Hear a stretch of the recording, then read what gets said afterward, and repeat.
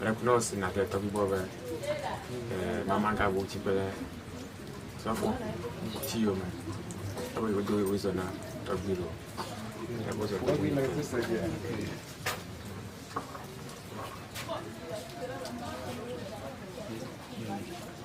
Lui kai mi do we so na Torgbui Akorsu pele apan chi mao aha tu baraka godo agaro aja janko teba tron ilama e pashi no konama godo vodu towe mienya ye minya toma mausu bola o paraji mawanchi tawe ba mashame ka va mi agbona jojo mama po kucheche la ma wa mi poni doje shi ina ba na de fiava ko mi kona e po wezo dodo ani ajana kotiba mama nya ede ka eva azokple fa atajimawu ta amada pe ba nkata Torgbui Akorsu plenty mo va so for chi yo mo pele anchi ma mama ga bo chi go pele e fa po mo gan pla de ha o gbo nti ya go hanya agbe pele chi a sheke pan kaka to a ma no do ko to jigli na odi amato ile ma wo mako oko agodo aga pele jin alo toji ha ko do we zoni ha nu ya kplo Torgbui Akorsu do hanye pataji ma wa ye de fia e na we zo do we to he na ma Torgbui Akorsu ma una ira wa ira mi ha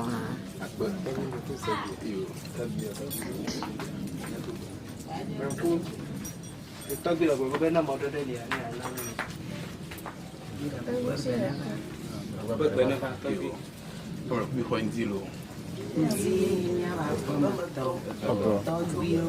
Mama, tro, jaju, koshio, ajia, fiachia, fiachiplo, chamiao, alugbedeo, faidegu, agbojinoto, danyese, samavio, obohao, nichia.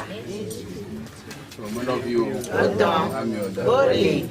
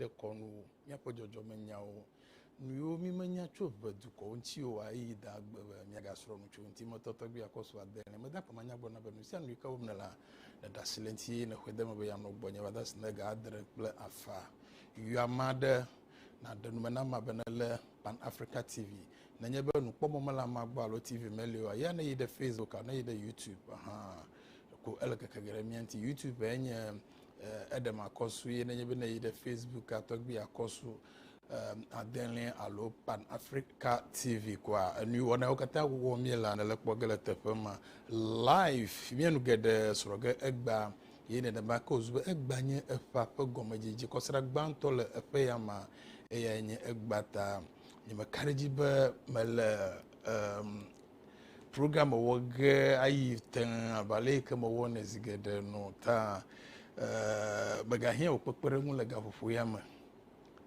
le gbogbo plon tila mesia ala be na no gbonye badasine wona fano yi magloba magede uno be bia be tepe ka emida o kagbola egba nya plemida o kagbola program o ke egba manye bele studio no ke plinye egba vo me yide gbola papa me ala be egba pe no so sro anu yo kata o gemi ala egba nya plemida o pe afore de wo nye yi magloba fifia mida wa achievita na ojewo na ugoma na leto de fenu fonti miebe na te asegoma na me kemedi ma dakpa manya bro na mi dada e ko yo na be Cecilia do aba po ikenye juja over ula ko fridu ya pegolo gwi ko yo na be wawase nkrakan abe dibia zan kekenwi ya pe ya pa jogbe na juje vijiji o katan la pe plegbesi ya na maka ni chokosra eva ya amadu o pepere na mi fo pon comedy hafi wona wunu odumeto aronye mi atoy ko na be Benjamin kosi nugbega na mi 31 Ghana cedis ye na maka nye Christian Amega che 10 cedis Victor Nyudeka 30 cedis Yaoso Ashangbo 11 cedis John Badrive 11 cedis Tove Godwin 5 cedis Fosti Amegache Fosti Amemacho 5 cedis ye na makanye miano Monica Fiabo 2 cedis Jogbevia Felix Jogbevia Philip 10 cedis Godwin Avevo 30 cedis ye na makanye Manase Mensan Avofodi 21 cedis Philomena Mensa 10 cedis Mansu Divine Nenami 10 Ghana cedis Simo Agbedam 10 cedis Set Wisdom Nash 20 cedis Emmanuel Agrobo Sabla Nenami 22 cedis Agbono Amuzu 10 cedis Idrisu Mustafa 10 cedis Mensa Kofi Wisdom Z 20 cedis Vida Gbedema 10 cedis Senyegbe Ajo Videdu 21 cedis Anthony Yao Segbe 21 cedis John Koblan Nuhoho 18 cedis Godwin Dodwe Yanami 10 cedis ye na makenye Simu Mankata 20 cedis Israel Nananu 10 cedis Akim Lawani 11 cedis Foster Kebiji Nanami 10 Ghana cedis ye na makenye miafo iko na be Emmanuel Kofi Akprobi 10 cedis ye na nami ye nkoya sewonuku gbeze 10 cedis ye na nami Amewolo Rejoice Nanami 10 cedis Efo Francis Jupiter Vojogbe 21 cedis ye na makenye Francisca Aitefio 5 cedis na be yecho Mafikumasi Steven Adeve 20 cedis Cosmos Aplakwi 10 cedis ye na makenye apatoike woyo na be Kennedy ikele to Palime na mi 30 cedis ni choike vai anyeji John na mi be wo ha na wo pepere nwore no mi le wona e ma hafi egbefe wona na wunu medak be manya glo na wo be to gbobe ganya wo sesem ha na le pepere nwu wom na mi ajagbagba be pepere nwu wase ne de jimmi hafi wona na wunu mi ape kapo jesi yoka na ton apremianti to mu mo enye 0243 408086 mi ape mu number nye 0243 408086 enye mi ape mumu eyi danzobe madu kakple mi Torgbui ko na be midawo kagbo Dr. Kumoji nam 20 minutes anya kple mi da wo mi na jeroge na mi gbova o pepere nwi kene wona ma alabo nko na digba le peye yama 1 minute's time bogbona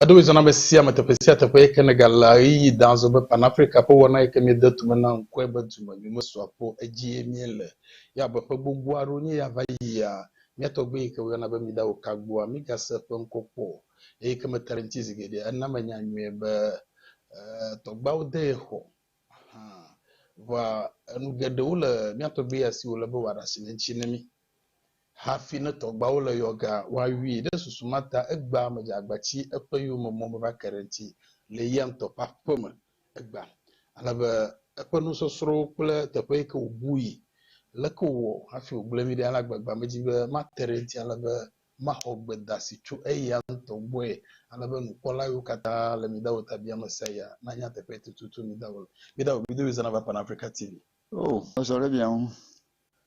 Adidivier. Ouais. Ne m'a fait moi le bon, ne m'a. Torgbui ni ba. Da obana wa manya doji. Manya sebuli do ha. Manya ni ka untana tsu susu au. Manya odo da. Bona o de caprio afi aze dogo alebe menya seblu menya no fido ha o to nya o nta popo ni popo ko ni sepeto ni sese gere na sele ka ko la makeda I nya te fama blogi na kana mau ni na ba na imsa Malama a eu à Fablat dans votre sur 1964. On told Pagano Noma to me. Pagano Noma to me was it come up a sucus. A Magadao no do almost so musu. I she do not be allowed. Cool, what chiacaton. I can have a melanin on the session. Untuk moi matu untuk lenti ina mabudan vi vajimo ver tu wakaka mo jimo bodu wina eni ya fu ko bleu ko da pa bien ya de dem akpeka kaka manye mida okagbo ponko ekese miele vomida umedibe ma aga yideji ala gbo vala pa ma va cover program yo Torgbui a mele boboe ne mawo ta mejibe emi va gba kwa de nyenu pola o pe afoduma meji mi akokoko na po be na ko no pleto gbawo be studio a no de mona na ba studio ala be kama va te pia fi mako wanyi no hatro wa forma galanye gbakamu alabe ne mielen kulenti wa ko ale kene no anya tuvu pra le kene no anyi no gba tananye bo zube na va studio a mi agbagbare si ade jege alabe zikpi yo Torgbui a mi edogere studio alabe ne va wanyi no no a na to one of boy. Well, ma won't mo fianga. Mount Mofia, come to me, Jacob, Hafia, Jabet, Dubana, Machichiaro, a Fiaro, Pluto, Hafia, the Bebo now. Egbe wonang toya as we a mozom miele ma blunya gade nami manonan fekamanu gade nami le program o katama o baima be mia ma oyo na be wa ama toheu mia na mau alaba que on a une chose que tu vas de fille, Tommy Pony, va le mieux de hoa. Nous gardons autre, mais vang le mieux que pour comme il va chi azoma, chichizima. La que maua ou maonia mia chilawa, ou mamma mi bon. Le coup, le mien, tu m'as acheté pour m'amener vous. Ben, mes gars, pour fournir le pied fou. Rosé à la goulou. Rosé à la goulou. Rosé à la goulou. À la goulou, casa la goulou. Rosé à la goulou. Rosé à la goulou. Rosé à la goulou, casa la goulou. Rosé à la goulou, sous la goulou. Rosé à la goulou, sous la goulou. Rosé à la goulou. Rosé à la goulou, casa la goulou. Rosé à la goulou. Irago suguarago,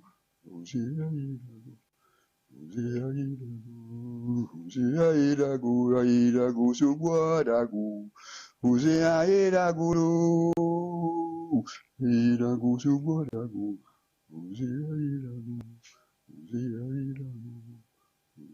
Irago.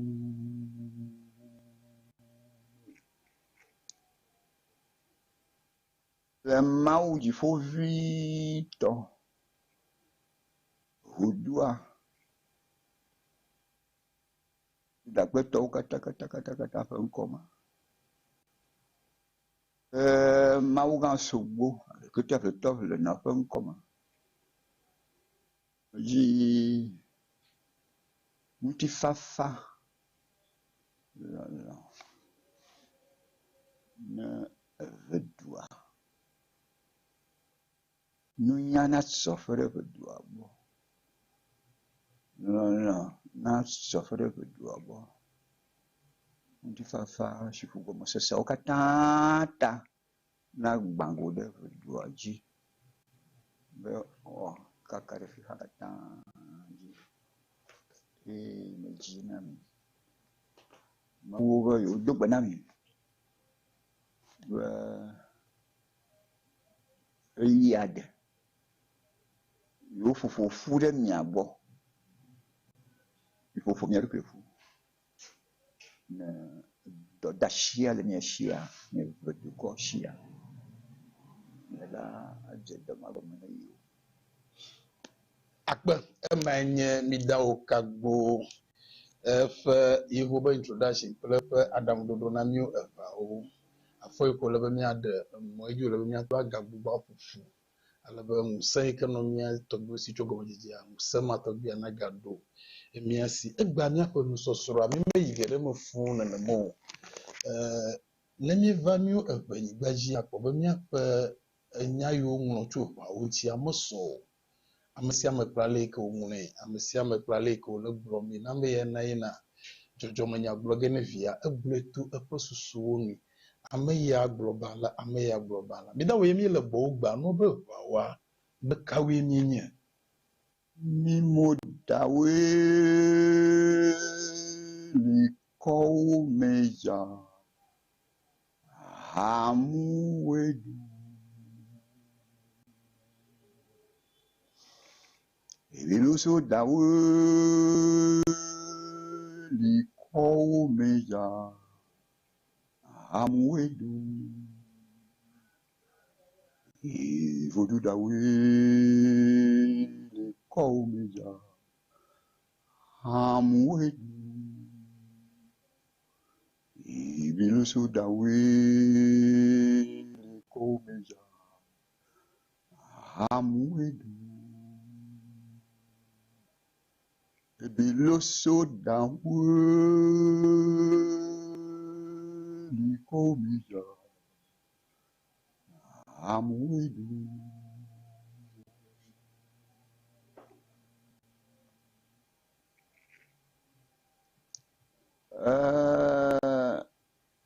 Nyemau viu kata va soffre zozo mama nyo imi apojizo la bena hamuao amagbeto nu makuma ko nu matroma tro udu ha fifi akiha ma wui amagbeto zo amagbeto gbato okay mau no no to amagbeto va dua hujango le no duha raji nyun bagbo kata be no ko yizo be amagbeto no makuma ko yizo ko via odo amagbato odo so lauma onya magbeto gbato wa onya ba hamwa alebe me onya hamwa wa nya wa tron ko gba be onya vao kele gomo jama to bi fanya pen koma ni bana tobi dagadu tefanola ni bana tobi gabusu bifia ga alo bia oklola ni bana tobi rusu kple tobi afede apinia ni asoglia oklola menyibana tobi encore kozude pikia oklola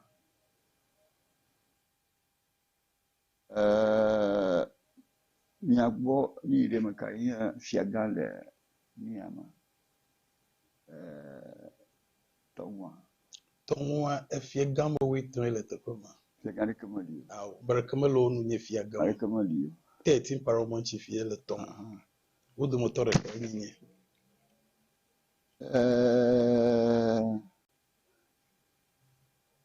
Mani bana tobi azate po abatima oklola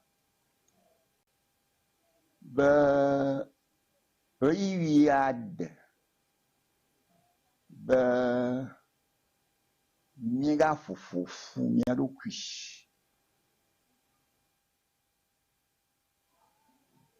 mani bana mamleanwa mani bana string yo fiagao sami yo na obetobi abito mehanya ni fiarawa Mione ba string mione ba togbio a string mione so a string mani banao kalau kata befifia wiad be miaga fufu miaru kwefu fike ne mia fufu do fudu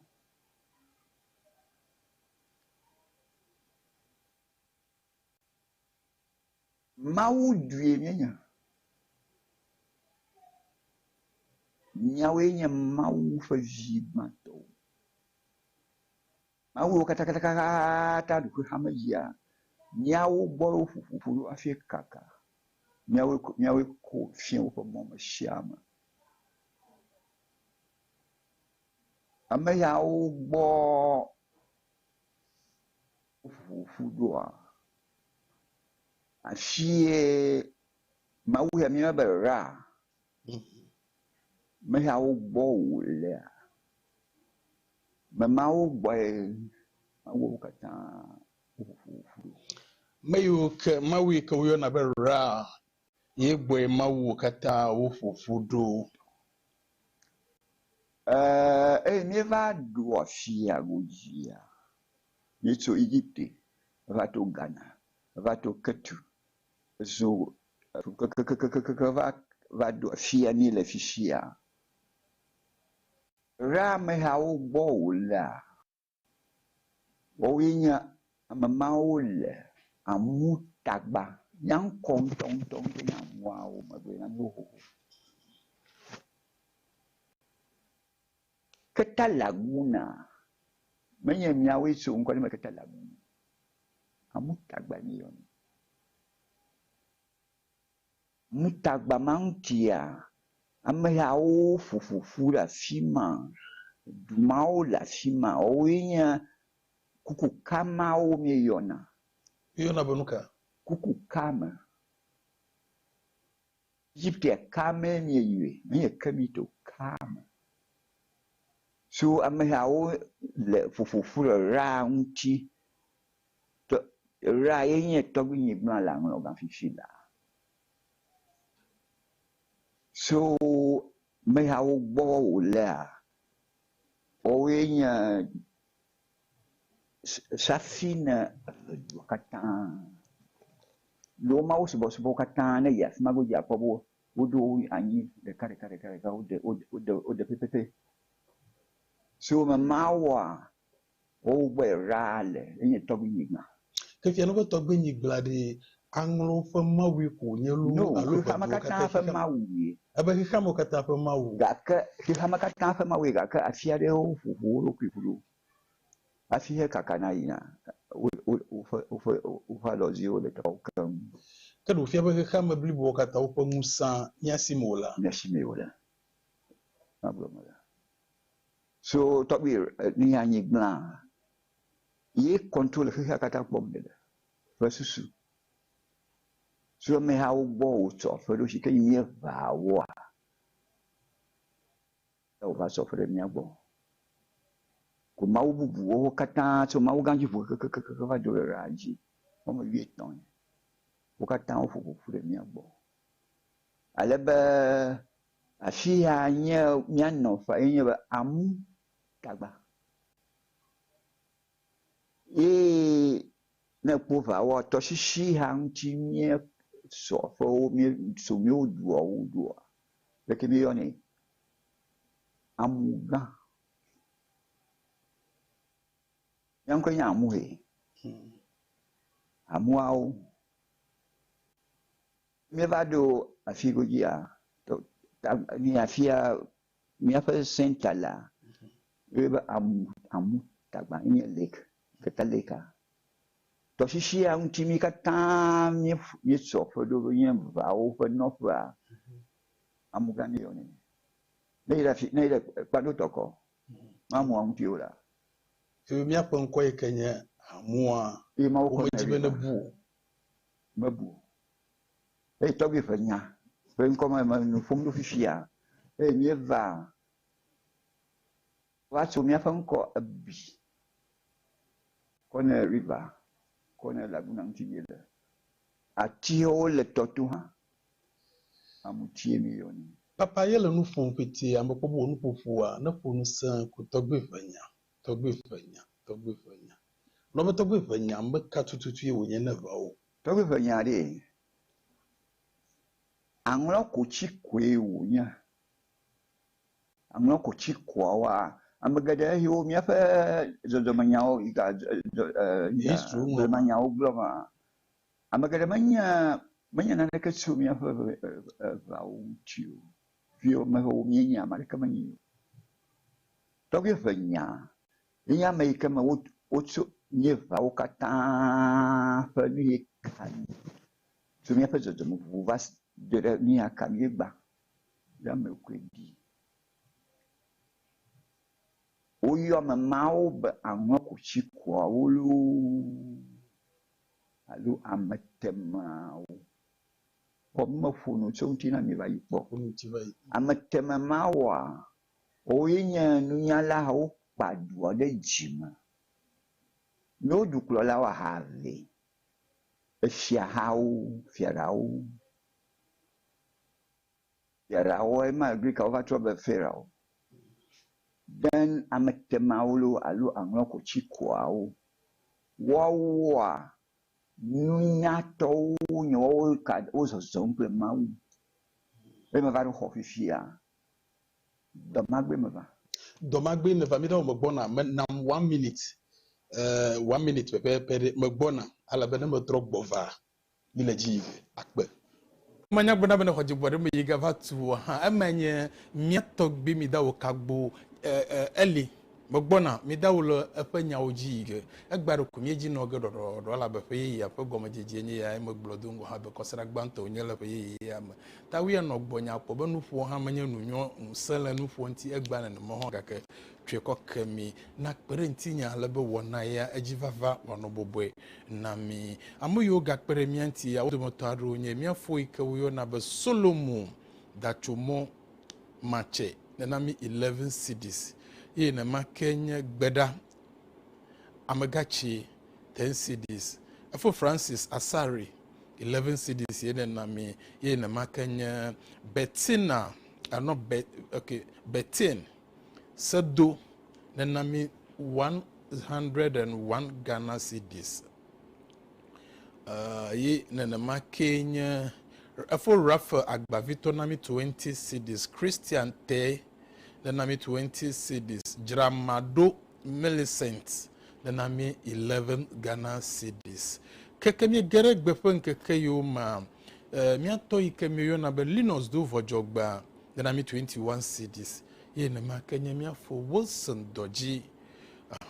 For Wilson Doji, the name 25 Ghana CDs. Miato Kenneth Chaoji Kujo 20 CDs ye na name ye mama Patience Afia Shangbo 51 Ghana cedis ye na nami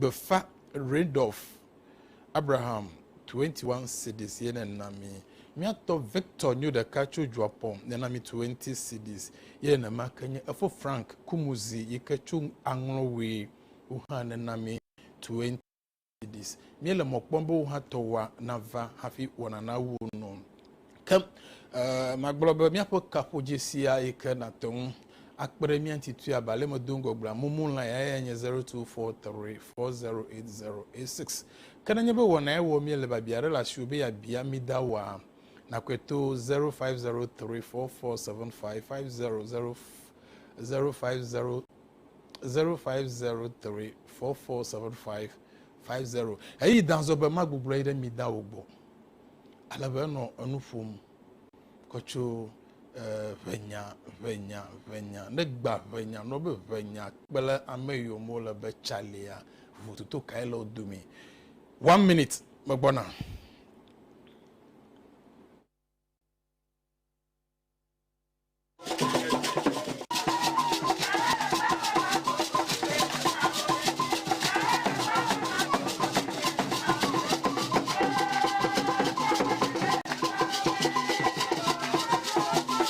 Yo, mi da omiga trok bova. Kemi nufu mfia minu nuchu fenya. Togwi fenya. Iya mo okula. Yenya nglo okula. Iya padu kokula. Kata okula. Aka angloko chikonya. Hanya awuno. Okay, kana nyebu lene na ma apato ikiri omo no bo togwi chali. Ye hamake wonye. Togwi chali yari. Ya rishi. Yebe rishi anya egomedi. Amatama magbaba mayoso yevama. Upa group awanya bono. Rishi awa wo sebu boy hama gbadidi vibration rhythm sound yenye gbadidi yenye hakatama gbadidi azamele maybe chana fia gbadidi ya yiko ndona la mayma so nous share le gbadashi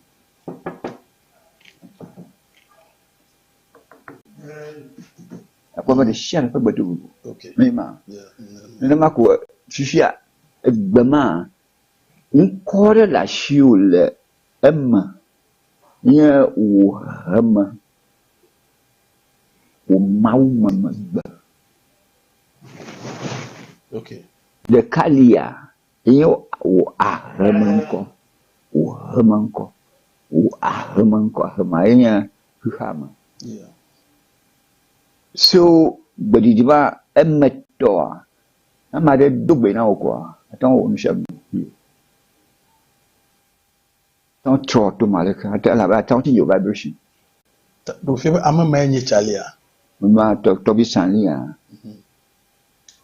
ni rishi asenu fa ba ala tant dugbe ni shanu atre so wo no do ontiba na do na son no do modo la ba zan sama kama nye bo sa wame o sa wo mi gbegbe o sa pere do onti no yan fi ke chimelo atan dogbe pe china do to china do to pa ma atan dogbe ni le share be ne wole so to bi sania ma fo mo bi so sama to gbe ma wona ye ha to ma ko de ka to bi sania ga valo e ga vaka ali no Bagbara mabia bede ama mode do no miato bu do mo chokeke Babylonia te ko yo miato bu je o makunao o di da kuku te bia mo kunao au kama gbara do nyo bobro fifi life e bo ba togbi chale le togbi po nyama wa e fi bo no miato bu do mo chokeke tigrish to sisi o no pluto to mo fia ko miezo chokwa wole mianti hu wa se fifi o ga di ha sania magbo afa va nko nganye sania eso kliko aga no pepe alo le sania ye wo pone plankwa ali le kapi vi o ye nko ye borga you nko nyuka borga you nko me o chema le kliko elle pourquoi c'est figoji aka bakula ma yozo zama sa o yikliko mai la inka o ina inka bo of mari tefle rodi of magoji tefle motowi le bumi tefle mais tefle que tel rolisi kaka o le pourquoi ça fi aso some people some people de noji adaji ina ani wo ya ba maga na le doke da hoyi bo ba nkwa wo sa yin kon ya tari saliali ba ko na anwa ko chiko mo trobo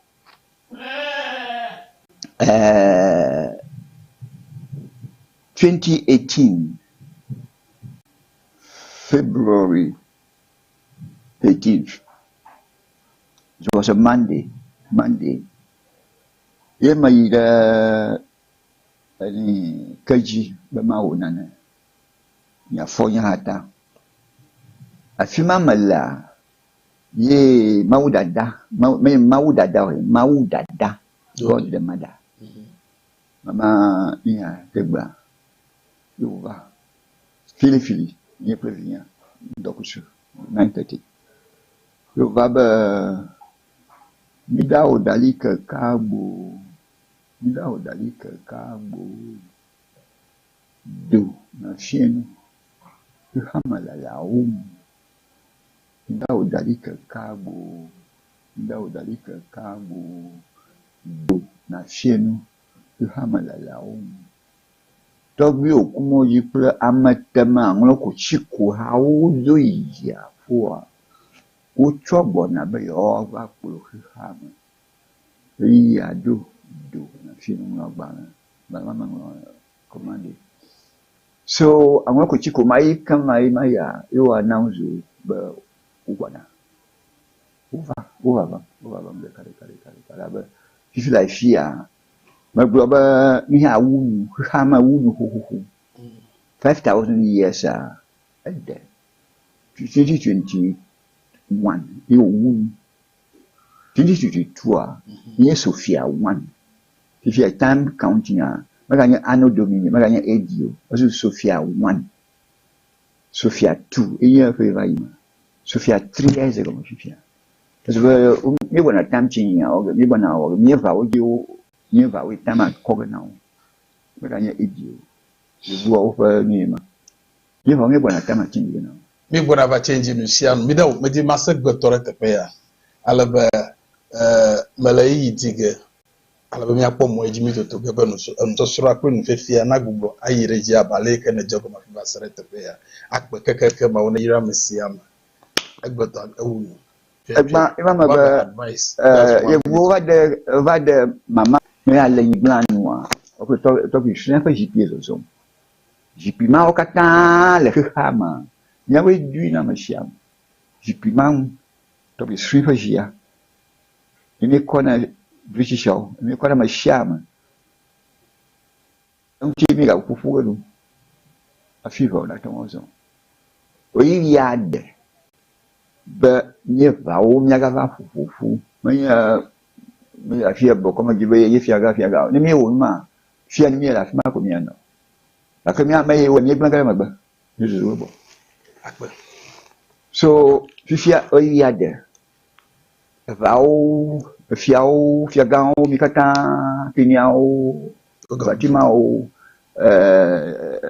soglia o crefia o botia o tongwa o mi kata iya de va mi fu de tagba moato safia ma wo kona mia wo ga de safia de gonami musa ha o hama kata bona chinyega shomi tumi fu mi ru kaba senta magara nyashu wora kamali shi nya fu ma wo to fien ta fa mi tu ta paro ama wo yo tu le ngochi akame ngochi wo no tu afia rala fima o ta pa tu o fien ta pa ho ni bona no fo so uchi mi bona no fuga 20 anyu bo mi da wo fi like so just last one just 1 minute na e vigigi ade ka majesi odoku odibe ya bia bedi no odibe ya bia obere no be wa maka we wonye just 1 minute pe o va we o gonna yes over 5 bi keke just 1 minute pe say who are ewes yes so onu keke no be wa maka tutu nye about 1 minute va wa ba he o nya mau vi bato nyawe do so mauma alba miawe nya mau vi bato so miawe ba mau to apodo nyawe ha vale around the Catalaguna kakatsu Catalaguna va do de ni katu nyama mau nya va we ma ya fa kong tong to ba enya amwao akbe ba da khoji bode ye mi dawul nu madam ye da khoji bode la sasam de ka to bia pa bia ro va voir o ba yi meli osbe mi ado ba bia montiu ba bia odo motore amare ba bia fia bere susu kata be na nye be mi van anglo ma chiam duenye anglo du kata o poto khodu ka susu kata e gba magala na mado ma hom na nye be mi dawo va nyi chwa na na go ado ba bia manti yi na maka mahara be bia mbede susu kata aveike we obe chale veike le chia mama de susu kata obe hafi wado amada be fie ne de anglo ma alaba amana yi da ve mama hafi amama wato anglo be nye fie adodui susu kata megale anglo ne na ma egbao ba bia ma we la kokowum na mi dawo va ba bia ge na ba bia ma o kata nti na mi ba de ma dakpe manya glo na Kofi Kuma John Benana Mitenga na CDs Amevi Ajo Nanami 21 CDs. Ye na makenye Paul Kubenu Nanami 15 CDs. Uha jagwagba uha to wanova hafi wanana wunu. Medakwa manya gbona mesiama. Kamele egbeton semde tepe na Yehowa mawulo anyi chokosra igbona gododolenti. Emmenyo na mesiama. Manya begbepe wana ya ala nyi bablowi. Tanu me yina onwe ha tweko kemi meto Torgbui Akorsu adenlie. Na Yehowa mawulo gododolenti no ke. Bye bye.